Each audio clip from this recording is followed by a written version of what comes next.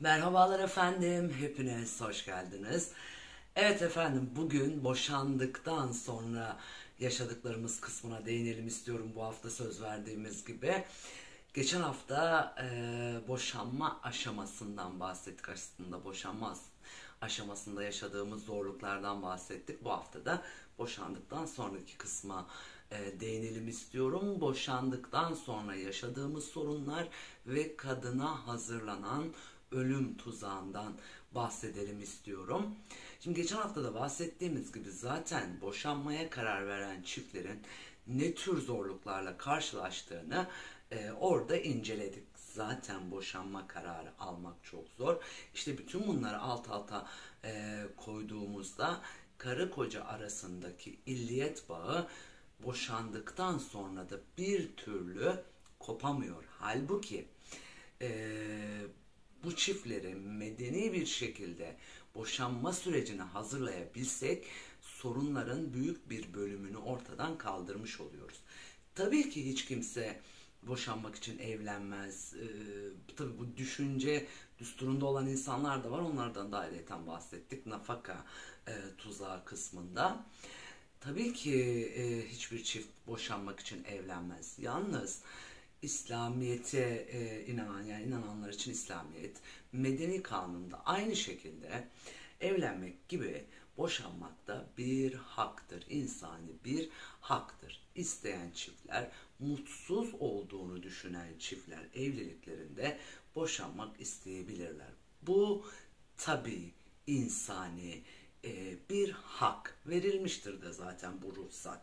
Yani medeni kanunumuz tarafından da verilmiştir. İnananlar için İslam dini tarafından da bu ruhsat verilmiştir efendim. Dolayısıyla bu kültür bizde yerleşik olmadığını söylemiştim ben. Boşanma kültürü bizde çok yerleşik olmadığı için, kültürel altyapımız bu şekilde hazırlanmadığı için illiyet bağı bir türlü karı koca arasında kopmuyor, kopamıyor. Boşandıktan sonra çiftlerin ilişkisi, diyaloğu bir şekilde devam ediyor. Hele ki ortada çocuklar da varsa. Şunu diyen kadına rastladım. Evet, boşandık ama bir başkasıyla evlenmesini istemiyorum. Kadın bunu aslında itiraf etti. Kadın kendi açısından. Evet, kadın açısından durum böyle, yani biraz daha yumuşak bir zeminde ilerliyor. Yalnız erkek açısından bu biraz daha sert bir düsturda ilerliyor. Yani kadın eski eşinin bir başkasıyla evlenmesini istemiyor. Erkek istiyor mu? O da hayır, tabii ki istemiyor. Hatta o daha ağır bir şekilde bunu ifade edebiliyor. Yani şu bir türlü gerçekleşemiyor. Bu benim eski eşim. Boşandık, artık benim hiçbir şeyim değil diyemiyor. Ne kadın diyebiliyor bunu, ne de erkek diyebiliyor. Erkek özellikle şunu söylüyor: bu benim eski eşim, çocuklarımın annesi, benim halen daha diyaloğunda olduğum ve hayatına müdahale edebileceğim bir insan olarak görüyor. Dolayısıyla buradaki bağ bir türlü kopamıyor. İşte o bağ kopamadığı için de biz cinayete kadar varan süreçlerle karşılaşıyoruz maalesef. Mesela şu örneğe rastladım. Adam eski eşinin bir başkasıyla evleneceğini duyduğu anda çıldırıyor. Ve gidiyor, eline silahı alıyor, o kadını öldürmenin noktasına kadar gidebiliyor. Çünkü o benim eski eşim, çocuklarımın annesi, böyle bir şey nasıl yapar? Yani niye oturmuyor evinde de bir başkasıyla evlenme kararı alıyor? Yani bu boşanma kültürüne sahip olmayan toplumlarda bu tür vakalara maalesef ki rastlıyoruz. Bakın, dikkat edin, maalesef ki rastlıyoruz. Yasalar da bu illiyet bağını koparmıyor. Aksine boşanan çiftleri birbirlerine yakınlaştıran yasalar var. Bakın, mesela süresiz nafaka yasası o illiyet bağının kopmasına bir engel. İlliyet bağı bir türlü kopmuyor, kopamıyor. Kadın özgür olamıyor bundan dolayı. Çünkü adam diyor ki nafakasını ben ödüyorum. Bütün ihtiyaçlarını ben karşılıyorum. Dolayısıyla ben onun hayatına müdahale edebilirim. Bakın, yine söylüyorum, tekrar tekrar söylüyorum. Toplumun rahatlatacak yasalar çıkartmak zorundayız. Toplumu iyice açmaza sürükleyecek yasalar çıkardığımızda daha vahim sonuçlarla karşılaşıyoruz. Nafaka bu örneklerden biri, süresiz nafaka. Bu örneklerden bir tanesi. Erkeğin evden uzaklaştırılması gibi yasalar kadınla erkek arasındaki o illiyet bağını koparmadığı gibi tarafları da birbirlerine karşı hırslandırıyor. Yani o hırs aslında insanı bazı şeylere itmeye başlıyor. Mesela İstanbul Mutabakatı kapsamında çıkartılan bu yasalar gördüğünüz üzere bu şekilde uygulandığında kadın ölümleri artıyor, ölümleri arttırıyoruz. Dayatırsanız bu yasaları topluma, tekrar tekrar söylüyorum, dayatırsanız bu yasaları bu topluma kadın kıyımı olur, kıyım olur, katliam olur. Bugün yaşadığımız gibi. Dolayısıyla biz yanlışlarımızı görüp yanlışlarımızdan dönmemiz lazım. Şayet biz yanlışlarımızdan dönmezsek bu tür ölümlerle çok fazla karşılaşırız. Yani sertleştikçe her iki taraf düşüncesizce çıkartılan ve uygulatılmaya çalışılan yasalar topluma empoze edilmeye çalışıldıkça farklı sonuçlarla karşılaşıyoruz. İddialı şekilde bunu söylüyorum efendim. Bakın şu örneğe rastladım yine Anadolu'da çalıştığım esnada. Bir hanım kardeşimiz emlak işiyle uğraşıyor. Küçük bir kasabada, Anadolu'da bir kasabada. Aynı zamanda termal tesis var orada ve termal tesisten oda kiralıyor. İşte ev satışları da yapıyor buradan. Yazlık satışları da yapıyor. Emlak işiyle uğraşıyor. Kabaca eski eşi hapiste. Farklı nedenler var. İşte bir tanesi de eski eşinin hapiste olma nedenlerinden biri de süresiz nafaka. Süresiz nafakadan ve işte başka suçlarda birleşince, adamın kendi suçları da birleşince hapis cezasına çarptırılıyor ve hapiste yatıyor. Gel zaman git zaman günlerden bir gün annesi vefat ediyor adamın. Yani eski kocanın annesi vefat ediyor. Cenaze izni diye hapisten çıkartılıyor. Kontrollü bir şekilde hapisten çıkartılıyor. İşte annesinin cenazesini kaldırdıktan sonra yaptığı ilk iş eline silahı alarak karısını o termal tesis otel odasında karısını ve annesini, karısının annesini öldürüyor. Hapisten yani o cenazeyi kaldırmanın hemen ardından. Düşünce yapısı şu: ben zaten hapiste yatıyorum. Ben yanmışım, sen de yan. Ben de senden kurtulmuş olayım. İşte bu bazı şeyler de ısrar etmek, bazı yasalarda ısrar etmenin vahim sonuçları bunlar. Sadece bu adam değil, eline silahı alıp eski karısını öldüren değil, bu şekilde, bu düstur ve bu duruş üzerinden bu yasalarda ısrar edenlerin de maalesef o katliamda payları var. Bunu üzülerek söylemek zorundayım efendim. Çünkü gerçek bu. Bu gerçeği görmediğimiz müddetçe, bu gerçeği anlamadığımız müddetçe ve anlamaya çalışmadığımız müddetçe daha fazla kadın ölümleriyle karşılaşacağız. Çünkü bu konuda amacımız gerçekten kadının sorunlarını çözmek mi, yoksa amacımız İstanbul Mutabakatı'nı uygulatmak mı? Bizim önce burayı bir hesaplamamız lazım efendim. Yani bizim derdimiz ne? Bizim amacımız ne? Bir kere biz amacımızı belirleyelim. Bizim amacımız net: kadın kıyımının, ölümlerinin önüne geçmek, onları durdurmaya çalışmak. Bir nebze de olsa katkımız olabilecekse diye buradayız zaten. Ve uykusuz gecelerle çalıştık ve sizlerin karşısına çıktık. Yani bu öyle basite alınacak bir iş değil. İstanbul Mutabakatı uygulansın, eline pankart alıp onu uygulayalım, bunu uygulamayalım demek bana biraz abesle iştigal geliyor. Daha önce de bahsettim sizlere. O pankartın evet alıyor eline ama yani anlamı ne? Manası ne? Derunundan haberdar mıyız?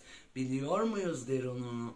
İşin özünü biliyor muyuz? Kısmını bizim bir önce ölçmemiz lazım. Elimize her verilen pankartı açtığımızda çok manasız oluyor ve manasız şekilde bazı şeyler karşımıza çıkıyor efendim. Bakın zaten boşanma süreci de, boşandıktan sonraki süreçte kadın için zor bir süreç, oldukça zor bir süreç. Baba evine dönemiyor. Dönen kadınlar da mutsuz. Birçoğu depresyon halinde. Antidepresan kullanımı da arttı ve bu kadınların birçoğu antidepresan kullanıyor. Yani özgürlük kısmına da ayrıca değineceğiz ama özgürlük adı altında kadını erkekten uzaklaştırıp her iki cinsiyeti de mutsuz ettiğinizde ve bunu yasalarla bu topluma dayattığınızda insanlar mutsuz olur, toplum mutsuz olur, mutsuz toplum zıvanadan çıkar, çileden çıkar, ne yapacağını, ne yapabileceğini o saatten sonra kestiremezsiniz, mümkün değil kestiremezsiniz. Bakın bu ülkenin parlamentosunda kadın vekillerden bir tanesi çıktı dedi ki ben kadınım, sen kadınsın. İstediği yerden gelir kadın, istediği saatte gelir, kocasına hesap mı verecek, istediğini giyer gibi bir ifadeyle çıktı karşımıza. Başka bir vekil, yine aynı şekilde bayan kadın vekil, çıktı dedi ki bir kereden bir şey olmaz. Tacizi, tecavüzü meşrulaştırmaya çalıştı. Şimdi bazı şeyleri meşrulaştırmaya çalışırsanız toplumsal sonuçları farklı olur. Bunların ikisi de uç nokta efendim. İkisi de toplumsal değerleri yansıtmıyor. Toplumu yansıtmıyor. Bu vekiller toplumu temsil etmiyor. Şahsen beni temsil etmiyorlar. Yani benim temsiliyetim bunlarda değil. Yani böyle bir temsiliyet değil benim beklediğim temsiliyet.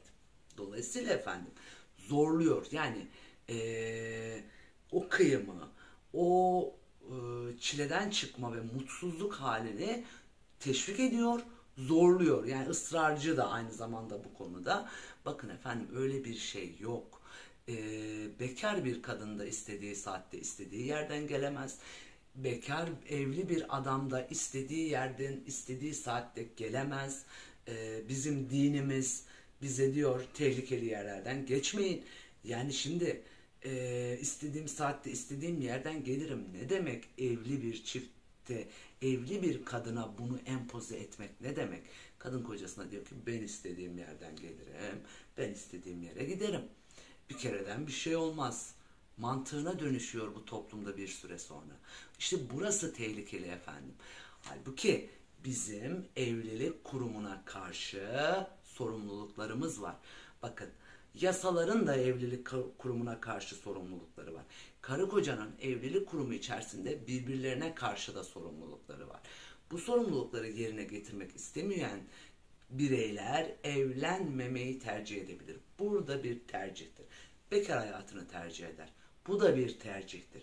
Yalnız o kuruma dahil oluyorsanız o kuruma karşı sorumluluklarınız var. Kadın da istediği saatte istediği yerden gelemez. Erkek de istediği saatte istediği yerden gelemez. Karısı kocasının nereden geldiğini sorar, merak eder. Bu doğal insani bir haktır.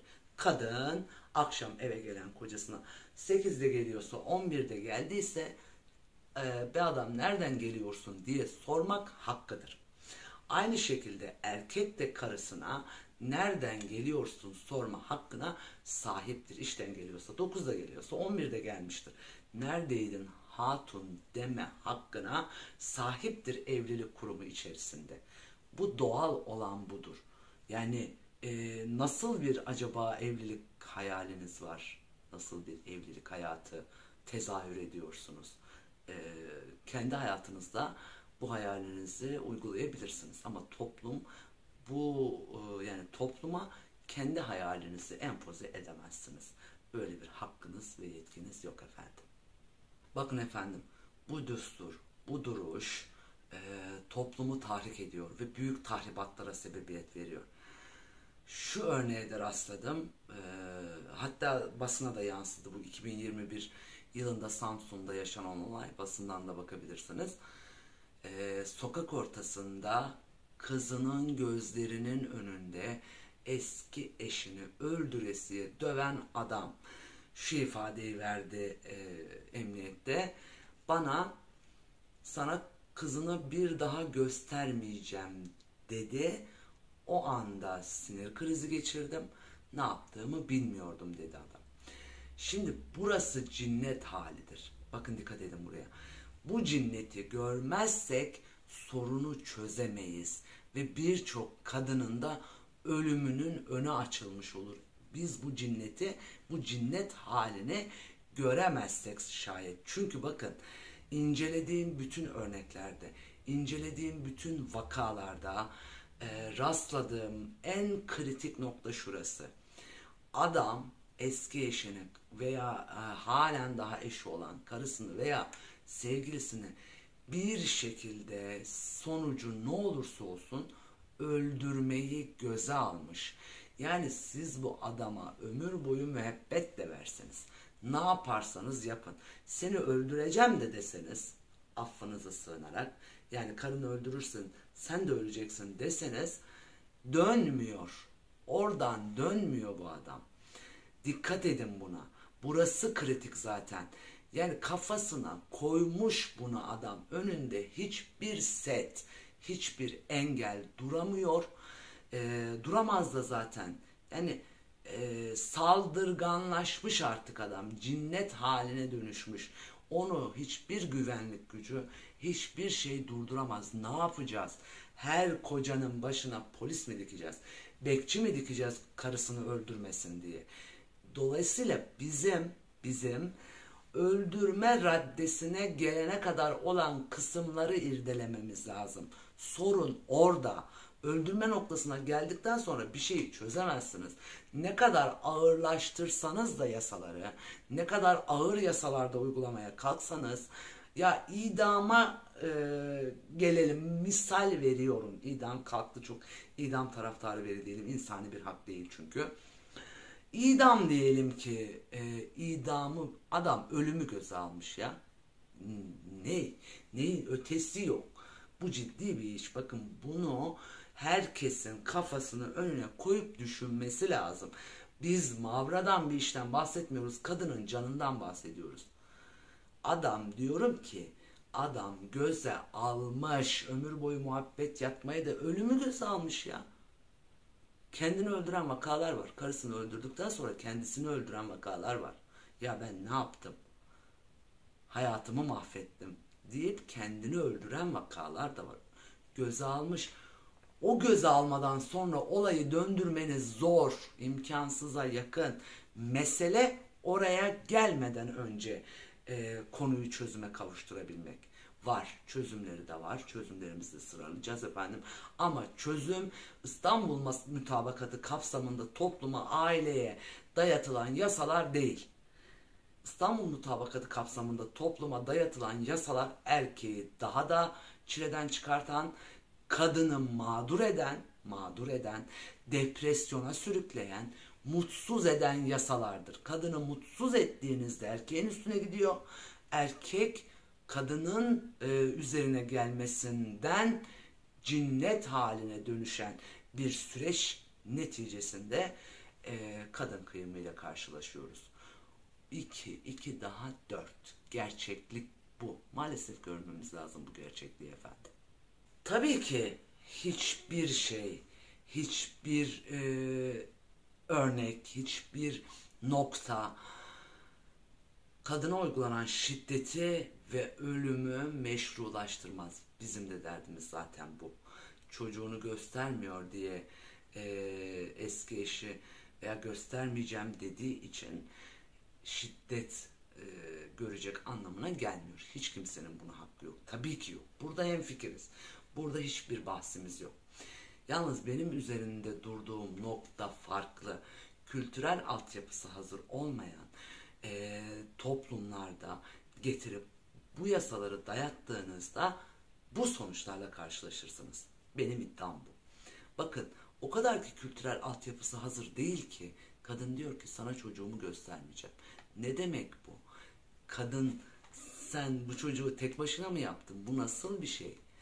Kadın kocasına sana bir daha çocuğunu göstermeyeceğim diyor. Koca kadına, eski eşine sana bir daha çocuğunu göstermeyeceğim diyor. Böyle bir şey yok. Maalesef yok. Göstermek zorundasınız. Dünyanın en kötü babası da olsa, en kötü suçu, en yüz kızartıcı suçu işlemiş bir baba da olsa, en yüz kızartıcı, artık yani aklınıza, benim aklıma gelmiyor, ne geliyorsa, suçu işlemiş bir anne dahi olsa çocuğunu görmek insani bir haktır. Siz bu hakkı hiç kimsenin elinden alamazsınız. İşte kültürel altyapısı, o boşanma kültürüne sahip olmayan toplumlar bunu silah olarak kullanıyor. Çocuğunu eşine karşı silah olarak kullanıyor. Yasalar da buna zemin hazırlıyor. Tabii ki kastettiğim çocuğunu görme, gösterme yasaları değil. Kadınla erkek arasındaki illiyet bağını koparmayan yasalar problemli. Bu yasalarda problem var. Kendimi parçalayarak anlatmaya çalıştığımız nokta burası. Yani biz bu konuyu çalışırken öyle oturduk iki kelime ezber değil. Sabahladık, günlerce çalıştık, yıllarca çalıştık bu konulara. Diyoruz ki ciddi olalım, ciddi düşünelim, başımızı önümüze koyalım ve diyelim ki biz kadın ölümlerini önlemek istiyoruz gerçekten. Bunu dediğimiz anda ancak kadını kurtarabiliriz. Ve efendim, konuşmaya devam edeceğiz. Sizleri seviyoruz. Bizimle kalın. Hoş kalın. Hoşça kalın. Esen kalın efendim.